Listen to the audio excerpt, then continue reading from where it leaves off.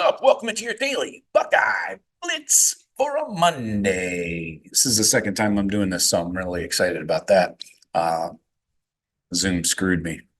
Let's make sure it's still running smoothly. Okay. Yeah, I recorded this already, but the camera turned off at some point. Love it. That happens. Anyways, hey, check out the BuckeyeCast.com, the video vault. If you are a member, please share with a friend. If you're not a member, please share with a friend. Appreciate it. Just uploaded a ton of stuff on Sunday, some of your favorite Buckeyes of all time.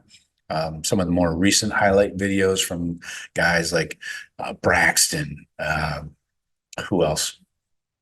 Oh, Marv highlights, CJ Stroud, even going back to Malik Hooker, Zeke Elliott, pretty much anybody that mattered.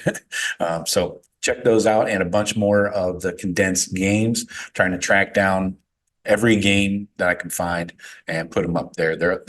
They'll be condensed. I can't put the entire game up there because it'd be freaking huge files, but check it out, thebuckeyecast.com. Click on the video vault at the top of the page. All right. So today we're talking big men again. 2023 freshman season recap. We're talking Josh Padilla, not Padilla. Josh Padilla, the O lineman, coming out of Wayne, Huber Heights. So let's get into it here. 6'4", 280 coming out of high school in the class of 23. He was a 4-star, a 9.166, nationally ranked number 228, number 11 interior O lineman, and number 6 player in the great football state of Ohio. Now he is up to 293. The Ohio State website has him posted at. So putting on some LBs, which he needs to do. So he's in physically pretty good shape. Probably needs to lean up a bit, but all in all, I'd say physically, as far as his makeup, he's in good shape too. He weighs more than Carson Hinsman did, and Hinsman started all last year like freaking 280, and got pushed around. So, but Josh Padilla, his scouting profile reads like this. Josh is a hard-nosed player who plays with great intensity and tenacity. Love tenacity. Huge fan of the tenacity. Finishes blocks and is aggressive, can get off the ball and drive defenders in the run game. Also shows the ability to get out in space and do his job there. He's a solid to good athlete, not currently an elite one yet. He also wrestled at a high school level, and his use of leverage is obvious there. He has right tackle experience, but figures to move inside at the next level. He projects safely as a college contributor and based on the way he plays and his fundamentals. He's a high floor guy that has a chance to work his way towards playing on Sundays. He's also a 2-time state selection, all-state selection in football, and then 2022 state runner-up in wrestling. He's a wrestler. You might have heard of other Wayne High School alumni like Braxton Miller, Marcus Freeman. So coming from a good program there. And Josh had offers from everybody: Michigan, Miami, Notre Dame, Oregon, Tennessee, Penn State, and a ton more. So this past season, 2023, Josh was one of 4 O linemen that came in, signed by the Buckeyes in the 2023 class. All of them enrolled early and took part in winter conditioning, spring football, everything. So Josh is entering his second full year of development. Even though he was an offensive tackle in high school, Ryan Day and Justin Fry saw him and his future at center. Ryan Day said this, quote, "Josh Padilla is going to start at center for us. This is a guy whose dad is a wrestling coach. He was a wrestler. He has all the traits you're looking for in a center. The quickness, the ability to leverage the nose guards, and the guys that he's going to have to go up against every day. And he's got a toughness about him." Good words, good words.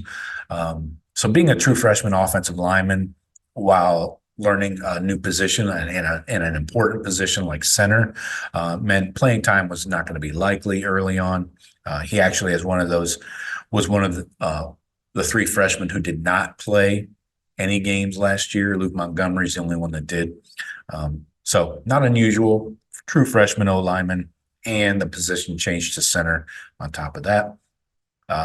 Justin Fry did say about midway through last spring practice, quote, Josh Padilla, who is the same guy who played tackle at Wayne, and now all of a sudden, hey, here's the football. So you're playing one-handed. I never think of it that way. A center's virtually playing one-handed. That's an interesting way to put it. Anyways, continuing, quote, and it's not wrestling in the shot for the state tournament, and it's not playing, Springfield anymore. You're playing a really good defense. So all those guys have taken their lumps, and they've shown some really good stuff so far. That was last spring. So right now, playing time as a redshirt freshman is not going to be a guarantee. Buckeyes brought in transfer center from Alabama, Seth McLaughlin, the fine Irishman. They also returned last year's starting center, redshirt sophomore Carson Hinsman. But like I mentioned, he got pushed around a lot. Did not have a good season for old Carson.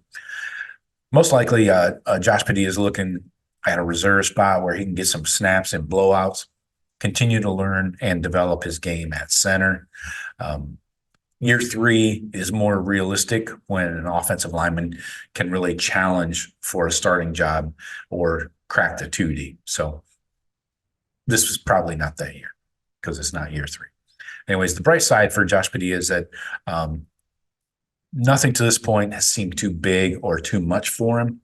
He's adjusted to the college game, adjusted to practice, all that goes with winter workouts, spring ball, summer workouts, fall camp, all of that. Justin Fry did say last summer about the freshmen, quote, those guys really didn't have those were rookies moments. They handled a lot of stuff pretty well, and then they all came into their own. Padilla went in. He's never really played center. He's going from tackle to center. Well, now the ball's in his hands, and he's blocking Mike Hall and some of those guys on the inside. So that was good for him just to kind of get with that. I was happy with those guys. So checking out the snap counts briefly here. I'm curious to see what happens with Carson Hinsman. Does he hang around with I assume demotion?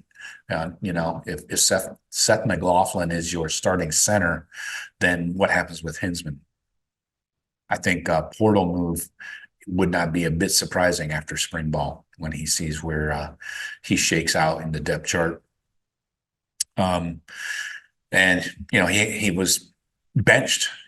I mean, there's no way to cover it up. Carson Hinsman was benched for the Cotton Bowl. He had 758 snaps on the year, though. Luke Montgomery, the only true freshman that played, had 44 snaps, played in every game except for 2.